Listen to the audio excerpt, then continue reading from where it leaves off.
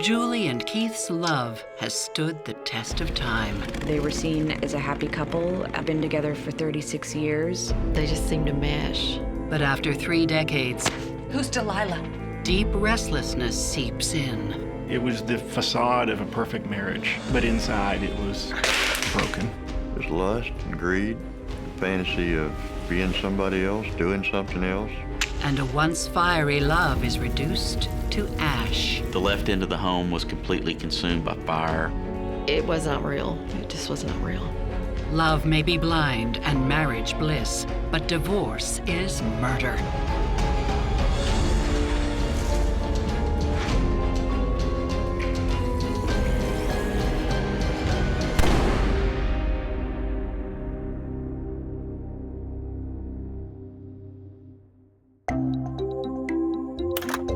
Paducah, Kentucky is home to longtime couple Keith and Julie Griffith.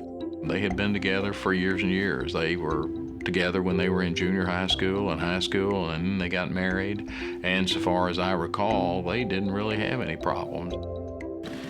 After raising 2 children during their 33-year marriage, these empty nesters are happily involved with their local church and its motorcycle group, the Faith Riders. They seemed like they just went together. They just seemed to mesh.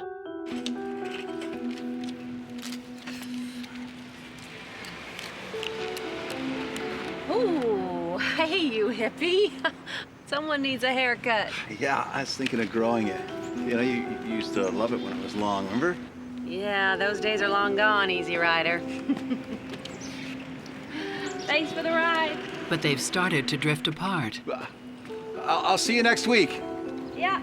Ever since Keith retired from his job at the local water company to become a traveling salesman. Majority of the time, he was on the road, 4 to 5 days out of the week, typically. Even when he's home, Keith is busy with his side business. He showed up one day at the country club with this really nice golf cart. He said he'd gone into selling golf carts on the side. It's the perfect complement to his real love. Yeah, let me show you how the pros do it, all right? Yeah. He was a very good golfer. I don't believe this. He could hit a golf ball 10 miles and was known for it. Every weekend that he was home and the weather was good, he was playing golf somewhere. Golf was definitely his focus. Meanwhile, What a good girl. You give me that, Cleo. Julie busies herself, pampering her 4-legged baby Give me a kiss. and spending time with the Faith Riders. Hey, everybody. It's shake and bake sale day. Keith was always out of town, so she was a lot more involved with the group than Keith was. I got lots more of these. Oh, there it is, Julie's famous lemonade. We can already count this fundraiser a success. I'm just going to test it. No, you have to pay for that. Oh, he is so cheeky. Julie was one of those people that if life gives you lemons, you make lemonade. So if he was gone, she was gonna find something to do. While Julie has a wide circle of friends, Keith is lonely on the road. So he strikes up conversations with the people he meets along the way. Hey there. Nice looking machines you got in there. Thanks for noticing. Oh, you mean the lawnmowers? Yeah. Hi. Delilah. Including Delilah Culver, a 47-year-old divorcee and Indiana resident. Nice to meet you. Nice to meet you, too.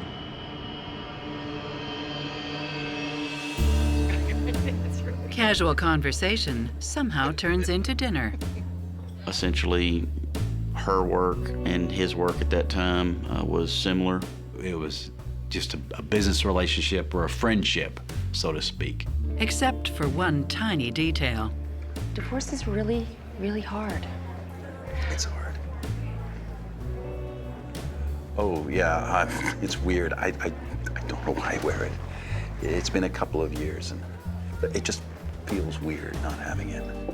Well, it's nice to meet someone who understands. I have a really, really early start tomorrow. Yeah, me too. Me too. Let me get this. Oh, all right.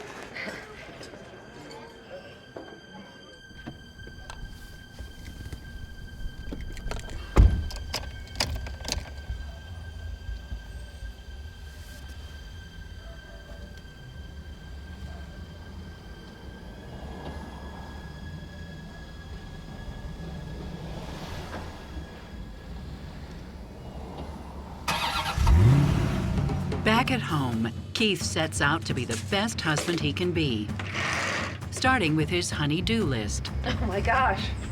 Are you working on the deck? Her deck was very important to her. She loved her deck. What brought this on? Well, I've been promising you this for years, Jules. Thank you.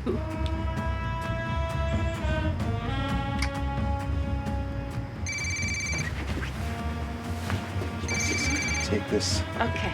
I think Keith did some of the things in the home to make it look like I'm still here, I'm still involved. But despite the appearance of marital unity, Keith is not 100% there. He and Delilah still meet occasionally. They would go to restaurants, maybe go to some bars and watch sports. They kind of acted like buddies. Until Delilah's birthday. Happy birthday. Thank you so much. How about a nightcap back at the hotel? At that time, Keith was overweight.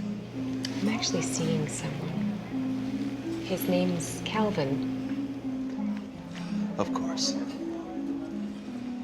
Yeah, would you like me to get you a cab? No need.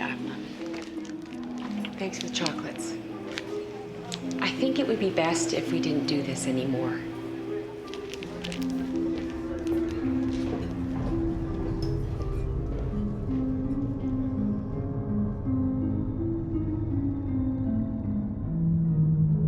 Psychotherapist Stacy Kaiser and forensic psychologist Brian Russell see trouble ahead for Keith and Julie. I suspect that Keith's behavior may be motivated by something that we see fairly often when people are disconnected in the empty nest phase of life, which is they come up with things to do that actually put further distance between themselves and their spouses. Typically, affairs actually happen if there are two components, desire and opportunity. And Keith being away as a traveling salesman creates that opportunity in a higher level than he's ever had before. And so as long as the desire component is there, he's got the perfect package for betrayal. It would be one thing if Keith appeared to be sort of reevaluating how he was going to spend the remaining years of his life and whether he was with the right person, with Julie. That doesn't appear to be what he's thinking. He appears to be thinking about trying to have a relationship outside of the marriage and still keep Julie in the dark at home. And that concerns me much more, that his mind is going to a I want to have my cake and eat it too place. Despite everything, Keith and Julie celebrate 35 years of marriage with a lavish cruise to the Caribbean. Julie always wanted Keith to go. He never would go. And then suddenly they tell us that he's going on a cruise. We were really happy that they'd gone and done that and had such a good time. But once the anniversary is over, the Griffiths are further apart than ever. Keith abandons the deck project. He tore off the outside part and he just left it laying there. Keith had removed all the deck boards, the flooring from the deck, which exposed the beams. And this went on for a couple of months. You around this weekend? I don't know what's going on this weekend. What's up? Well, John said that he's not busy, and I thought that maybe you guys could work on the deck. Yeah, have some beer and some pizza and just kind of make it fun. This weekend's no good for me, okay? I said, I can come over whenever and help you with it. And it always puzzled me that, you know, he would never respond. But he's offered to help. Look, I said I'd get to it when I get to it, all right? Now just get off my back.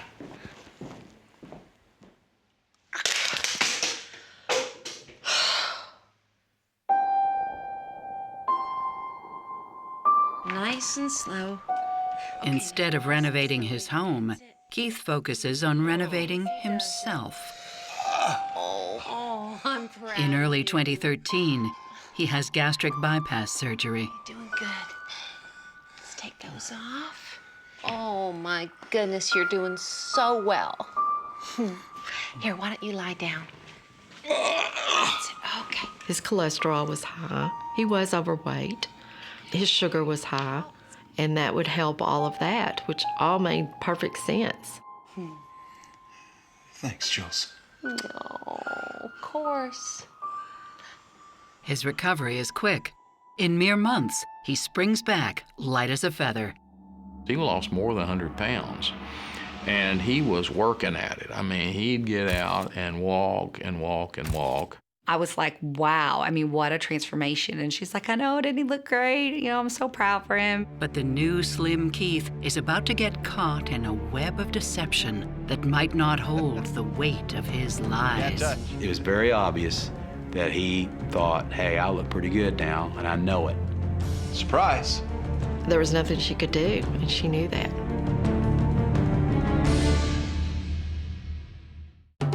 Traveling salesman Keith Griffith loses more than 100 pounds, and Julie, his wife of 36 years, couldn't be more proud. But it doesn't take long for pride to turn to irritation. You can look. She can't touch. Well, not yet at least. We rarely went anywhere that someone didn't come over to him and go, Keith, is that you? I didn't recognize you. You've lost so much weight. Before the surgery, he was just a really easygoing personality. But after the surgery, not so much. He had that aura of cockiness about him after he lost the weight. What was that? What? Pathetic.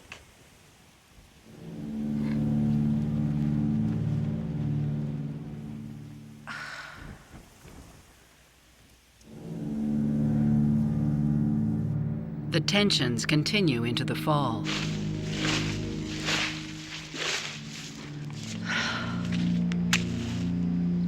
She was burning leaves, and they caught on fire. It moved into the woods quicker than she thought it was going to, and of course she was home alone. And she called Chuck Jordan. Shoot. Chuck, I was burning some leaves and the woods have caught fire. What do I do? I'm the Sunday school teacher, and I get a lot of calls from people in my Sunday school class about a lot of different things. I told Julie to call the fire department. Yeah, right. Okay, sorry, just a little frantic here. Thanks.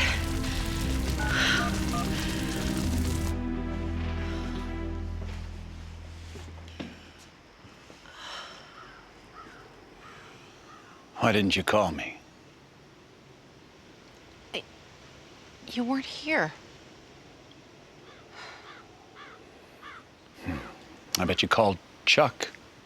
He made that comment that he felt like he was losing Julie. Maybe it makes sense, is he was losing her to the church, to the class, to her the group of friends. That's the only thing I can come up with. Keith! Keith, talk to me! What is going on? Keith! Not now, Jules. Would you let me in? Talk to me!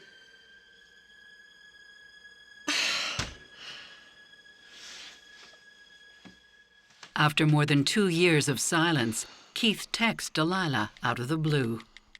Keith inquired with Delilah by asking, did you cast a spell on me, that he couldn't get her off of his mind? Well, clearly he was still smitten with her, and he asked her to meet him at a very expensive restaurant, a steakhouse in Indianapolis, and they did.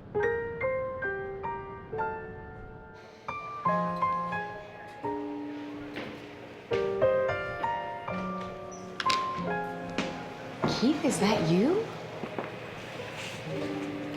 Wow. You look fantastic. I think by losing 100 pounds, I think that Keith was more attractive to Delilah.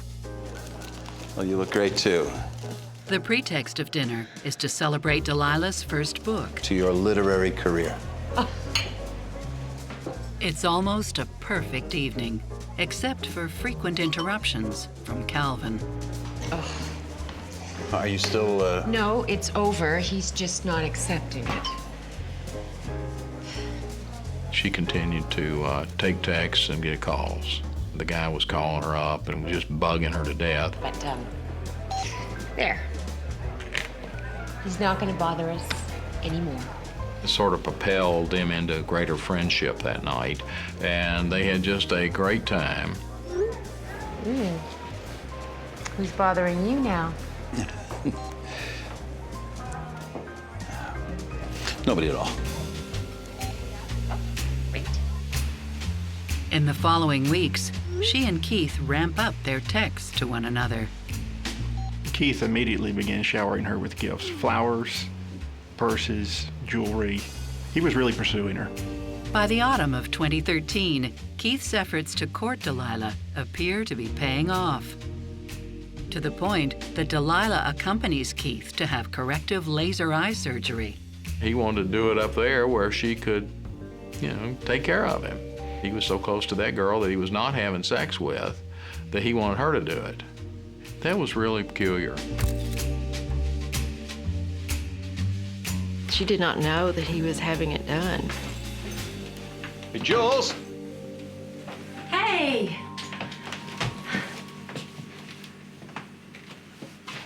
Surprise. No glasses. Wait, you got surgery? In Indiana. It's amazing. It was a complete surprise to Julie. She was aggravated, but there was nothing she could do, and she knew that. His whole head and his life was someplace else, was someone else. And shockingly, that someone else is now in the hospital. Keith rushes to Delilah's side in Indianapolis the very next day. It was Calvin.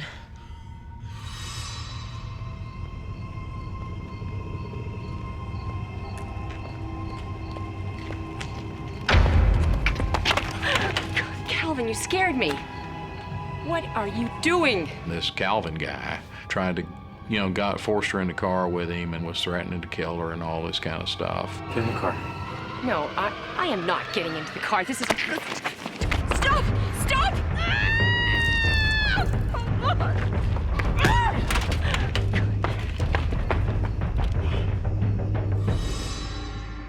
I was so worried.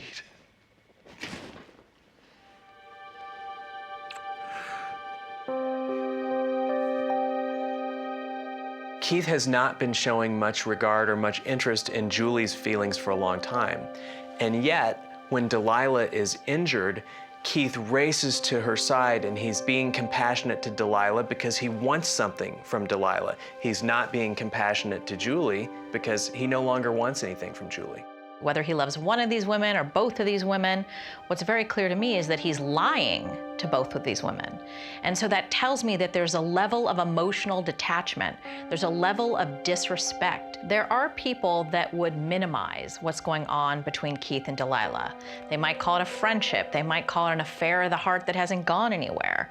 But what I see is a ton of lies and a ton of betrayal. Julie and Keith have always been tight-lipped about their marriage. But it's clear they're having problems. When we were on vacation in November, he was always connected to his work. I always felt like he was there in person, but not there in his mind. What is he doing?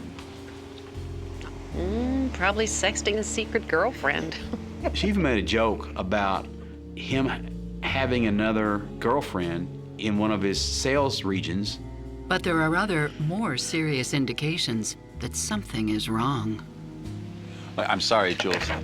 I have to work on December 31st in Kentucky. They need me. What, on New Year's Eve? He said, I'm gonna be out of town over New Year's. I need you guys to entertain Julie. Can take care of you. And her reaction was, what traveling salesman works on New Year's Eve? Really? Are you sure you have to work New Year's? I have to take this call. In hindsight, yes, I do think that she may have had suspicions. Delilah, too, is growing suspicious. I don't get it. What's going on, Keith? You just said that your wife is still on your insurance. My ex-wife, I meant. obviously. He let it slip that his wife and his ex-wife and he still shared an insurance policy. By that time, Mr. and Mrs. Griffith were supposed to have been divorced 5 years. Why is she still on your insurance? We were together a long time. Old habits. Listen, if you want to be with me, you have to get her out of your life altogether, all right? Keith told her he was a fixer. He said he would fix the problem. In fact, he's ready to make a move.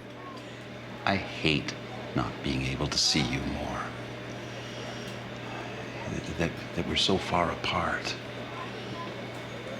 We could live in the same city. But what will be the cost of his double-barreled deceit? Like any wife would feel after 36 years of marriage, betrayed. Fix it! She would have confronted him, wondering where the money was. Julie Griffith is beginning to suspect that Keith, her husband of 36 years, may be deceiving her. But she has no idea that he's pursuing another woman named Delilah. Winter brings on the new year and a fresh supply of marital problems when Keith returns home from his trip. Happy New Year's, Jules. Who's Delilah? It was a card that had been sent to Keith by his other woman, his lady friend. And it was a little more than just a I'm a buddy card. What can I say? My clients love me. Just like you, right? Right? Look, we have other things we need to talk about. Keith's golf equipment business, Like what? is bankrupt. She did not know much about the finances. Keith paid the bills. Keith did the taxes. We have no money. What do you mean we don't have any money? Look, we can't afford to fix the heater.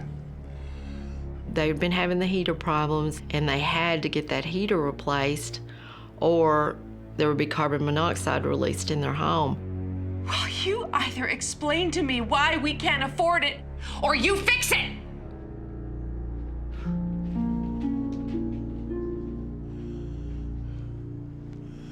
I'll fix it. Tensions aren't just running high in the Griffith household. They're running high everywhere. There were a series of burglaries, of residential burglaries in the area around the Griffiths' home. There were extra patrols in all of the areas in the Reedland area during that point in time. Despite the prowler, Keith doesn't hesitate to leave Julie at home by herself while he goes off on yet another business trip 3 hours north.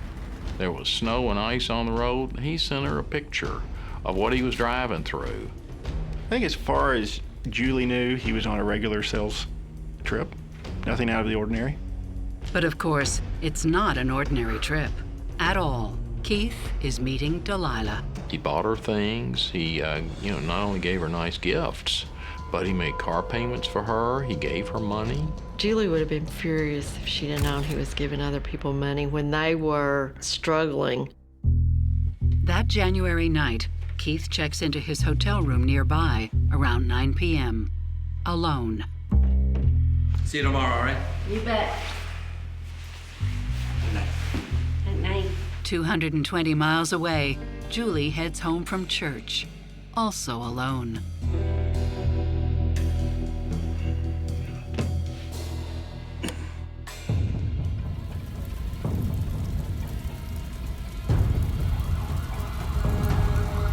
A few hours later, firefighters and police race to the Griffith property.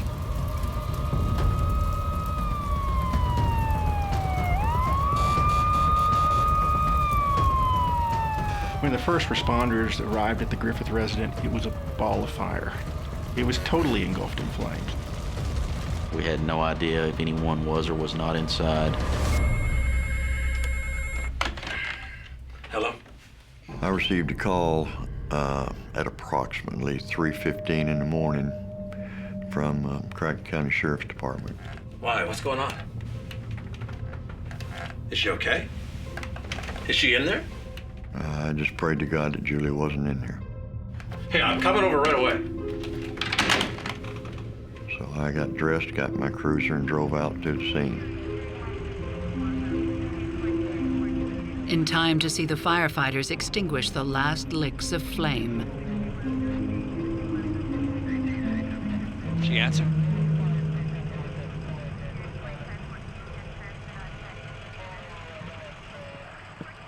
The whole left end of this house had been consumed by fire to the point to where there was not a single wall or stud left standing. It was just the foundation and the ashes there. By the time firefighters had put the blaze out, there was pretty much nothing left. Except 2 bodies. There was a large dog that was a family pet, recovered from the master bedroom area, and that was among the ashes. Tragically, Julie is pulled from the ashes too.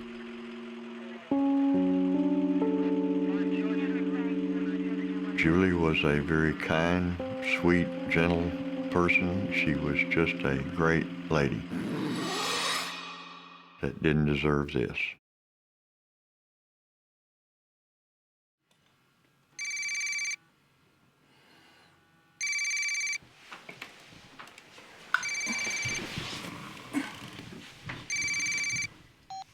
I called Keith on my cell phone to tell him that the house had burnt and Julie was dead.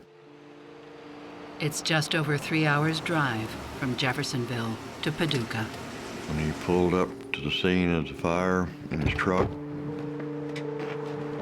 I got out of my cruiser and walked up to him, gave him a hug and told him I was sorry. Keith.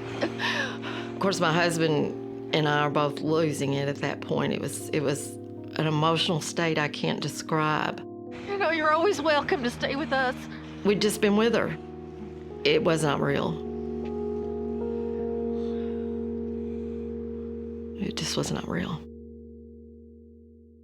Keith has been away, and now he arrives at this horrific scene where his wife and his dog are dead, his house is destroyed. Everything that he has had for all of these years is now gone.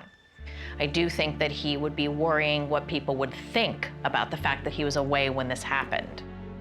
I can imagine him feeling, for whatever love he still had in his heart for Julie, a sense of loss and sadness about that, but also because he was cheating and he clearly has wanted to disengage from the marriage for a long time, I can imagine him feeling a sense of maybe some freedom and relief out of it.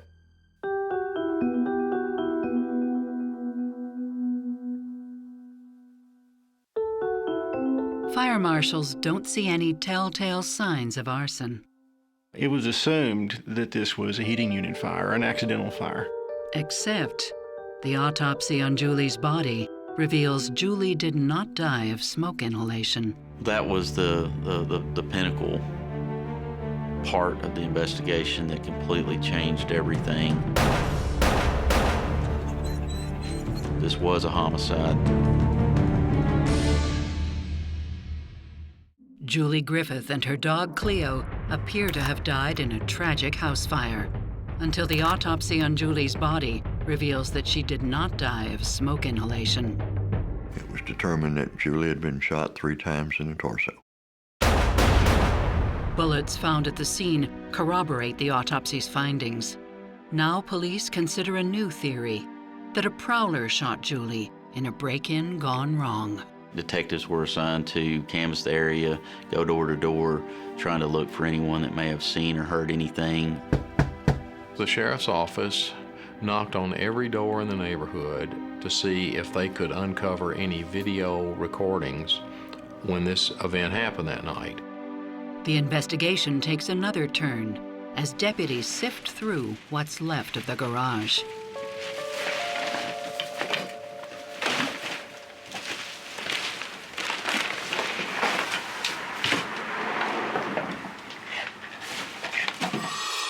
They collected 20 boxes of .45 caliber ammunition from the Griffiths' garage. It was the same caliber that was used to shoot Julie Griffith. Police find several guns, but none that fire .45 caliber ammunition. It just didn't make sense that he had so many guns, so much ammunition, but the one gun that would be missing would be the same type of caliber that Julie was shot with. So what's the story with the ammunition? We didn't find a .45 caliber gun. I heard there was going to be ammunition restrictions. He was in fear that the government may institute some type of an ammunition control. What time did you say you checked into your hotel last night? 9 p.m. Indiana time. And did you go out at any time? At 11 o'clock, I went for a soda. I couldn't have been gone 30 minutes. Okay. And then I left again about 4 o'clock and just went and got a donut and a Coke. You couldn't sleep? Something bothering you? Not at all.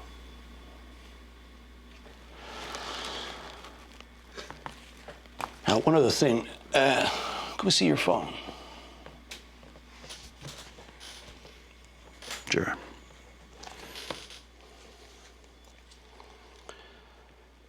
And when they turned it on, the first thing that popped up was a text from Delilah.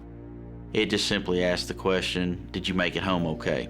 After Keith had not responded, Delilah responded back, you're not answering, not good. Who's Delilah? A work friend. A buddy. Do you delete text messages? I do delete them. I just don't keep them. I mean, I don't keep any of them. It was a little peculiar that that would be the first text message he would have ever gotten from her, and felt that there should have been a longer history of text threads. Your wife Julie's messages go back a ways. Didn't want to save space there. I mean, I'll keep hers on there till it gets, and I keep her generally because she's sending me pictures of the grandkids. Okay. What we learned from Keith Griffith's phone was we began seeing a picture of a marriage that had some secrets. Well, thank you for your time. You're free to go. Over the next few days, police begin checking Keith's story, starting with Delilah Culver.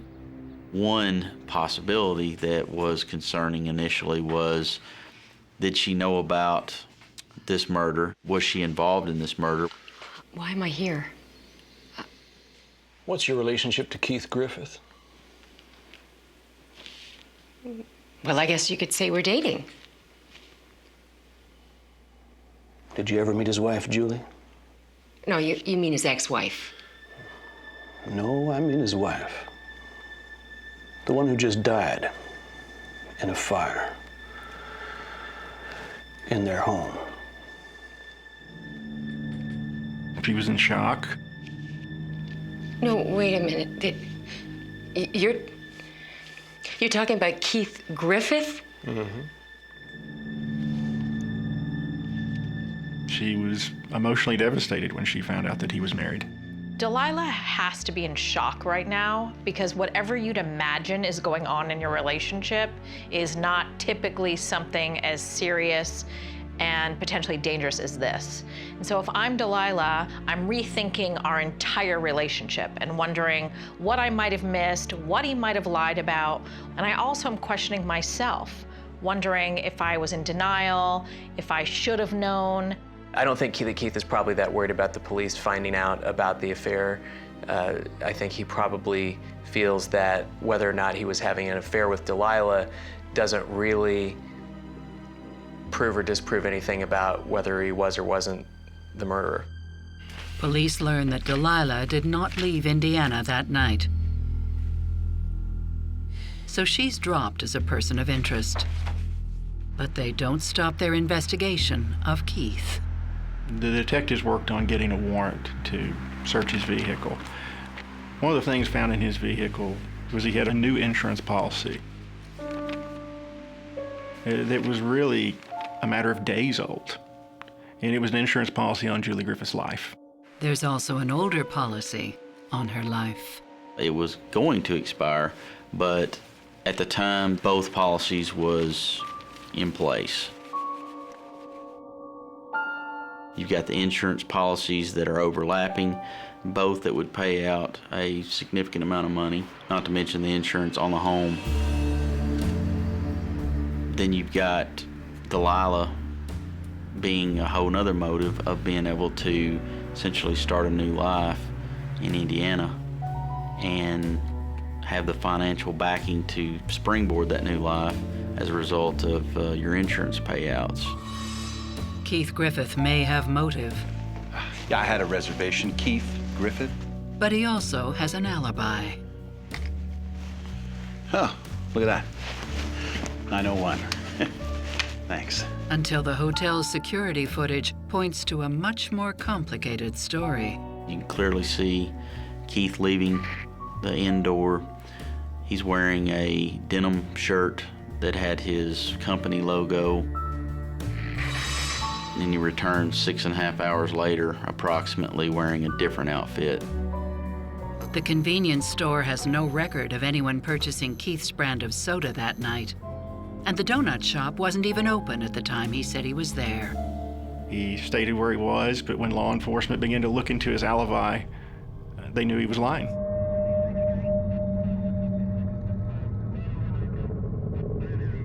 We could prove he wasn't where he said he was, but we couldn't place him in Paducah. Until they re-examine home security footage provided by neighbors. Police identify what looks to be Keith's vehicle 1 mile from his house, just before it burned to the ground. He showed up in the area about 15 minutes before we thought the fire started, so the time frame fit perfectly.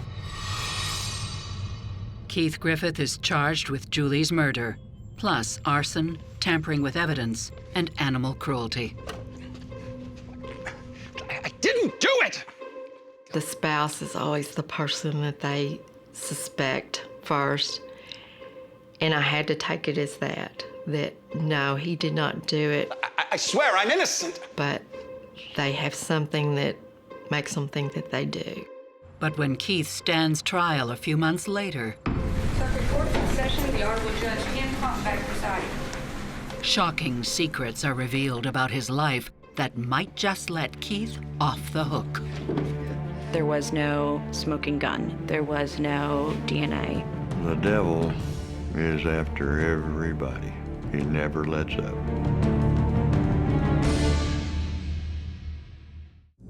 Keith Griffith stands accused of killing his wife, Julie, their dog, Cleo, and of burning down the family home. He proclaims his innocence, even though police and prosecutors have shown his alibi is a lie. Be seated, please. When Keith stands trial 1 year later, Did you lie to the police? I did. he comes up with a whole new, sordid alibi. Nobody knew what I was doing out on the road but me. And I didn't want anybody to know. The reason you didn't see him go to this convenience store or to this donut shop is because he was out with prostitutes. I was embarrassed and ashamed of what I was doing the night my wife died. Just trying to have a friend with benefits on the road. We did a forensics examination of his computer, and we started seeing a life that involved adult dating sites, escorts, pornography. We learned that he not only had a girlfriend as another woman, but even a day or two before the fire, he was actually with an escort at another hotel.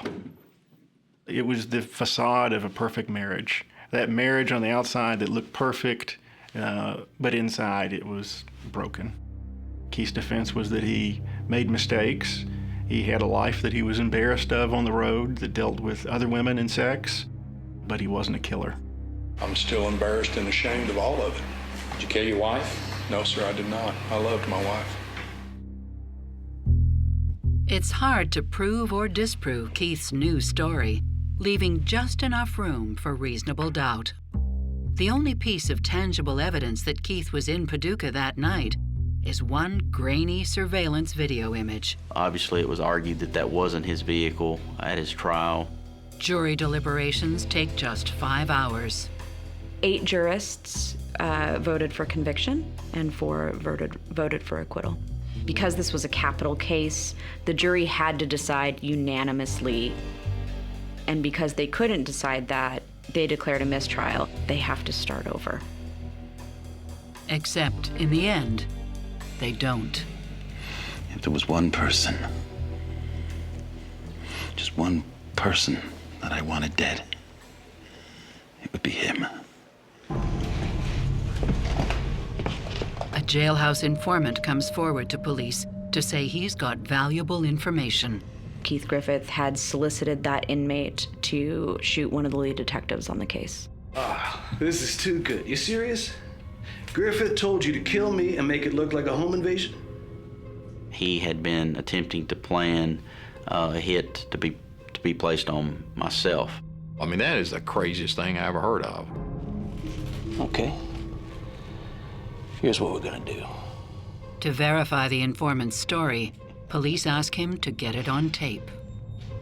He agreed to wear a wire. I'm serious, man.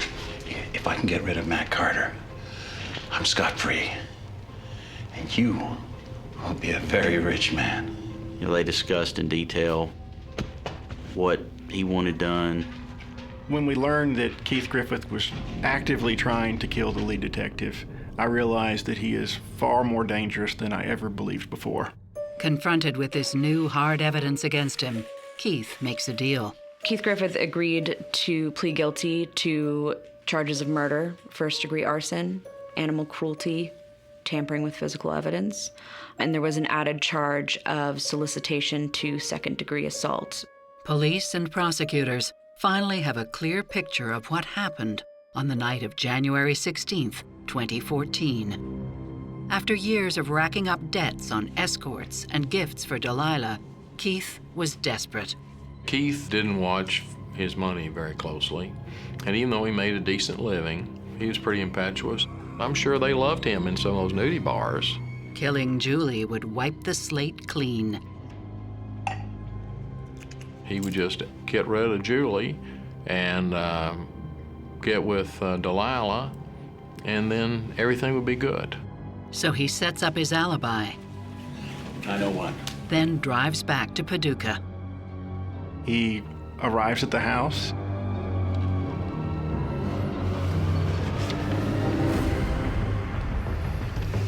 He gets out of his vehicle. He walks in the front door. He opens the bedroom door. Julie's in bed. He shoots her 3 times in the chest.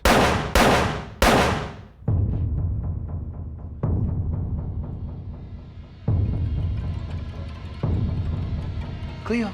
Hey, sweetie, come here.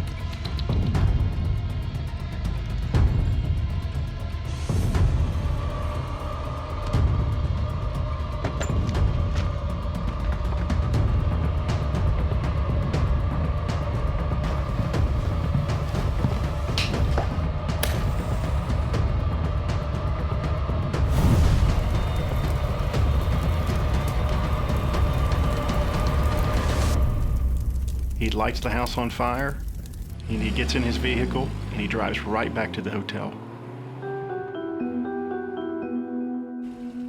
On the way, Keith stashes his clothes at the nearest gas station and waits for news. Chuck. Keith. It's a real kick in the teeth. Best that I can recall, he said, this is a kick in the teeth. And I didn't see the emotion that I thought I should see from a husband that just lost his wife. The devil is after everybody. He never lets up. He'll find a weak spot. He'll use it. He never quits. Here we're looking at a guy who was in a long-term marriage, raised children, had grandkids, held down a job, and seems to be an upstanding citizen. And yet, in the second half of his life, there's murder. And what that says to me is that probably All of this sociopathic behavior has been going on for years and years and years, and yet he was covering it up. He was getting away with it. If you look at all of the steps, how much thinking through of this Keith must have done. His brain was working just fine, and he went right ahead and did it anyway so that he could get rid of his wife and have money and a chance to go on and have another life and relationship with another woman. The only thing more evil than that you can really think of is if he had done it just for the sheer pleasure of watching Julie suffer. In January 2016, Keith is sentenced to 30 years in jail with no possibility of appeal. He'll die in prison, and he deserves to die in prison, and he's going to die in prison without any pride or dignity. It was a big shock. It was beyond the fact that I was betrayed and lied to, openly lied to.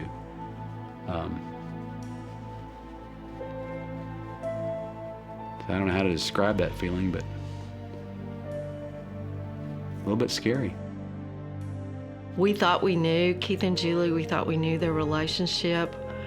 We thought they were a happily married couple after 36 years. I don't think Julie ever really knew who she was married to because none of us knew. He killed his wife. He killed my friend. He killed a great lady from our Sunday school class. And I miss her. We all miss her.